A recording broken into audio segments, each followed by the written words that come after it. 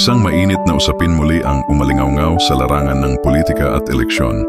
Nitong linggo, naglabas ng show cause orders ang Commission on Elections, COMELEC, laban sa 2027 kontraktor na umano'y nagbigay ng kontribusyon sa mga kandidato noong 2022 elections.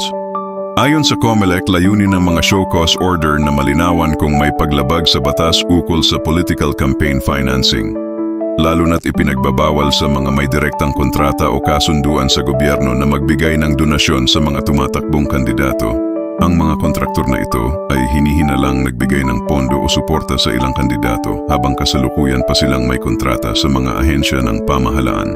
Kung mapapatunayan, maaari itong magdulot ng disqualification, multa o posibleng blacklisting sa mga proyekto ng gobyerno. Binibigyang diin ng COMELEC na ang hakbang na ito ay bahagi ng mas pinaigting na kampanya para sa transparency at integridad sa eleksyon. Ipinahayag ng ahensya na kailangang managot ang sinumang gumagamit ng pera ng bayan upang impluwensyahan ang resulta ng halalan. Samantala, ilang grupo ng mga tagamasid sa eleksyon ang nagpahayag ng suporta sa aksyon ng COMELEC na anila'y magpapatibay sa tiwala ng publiko sa proseso ng demokrasya. Habang hinihintay ang paliwanag ng mga nasabing kontraktor, nananatiling bukas ang issue sa masusing investigasyon. Para sa COMELEC, ang katarungan sa eleksyon ay hindi natatapos sa araw ng botohan. Ito'y nagpapatuloy hanggat may kailangang papanagutin.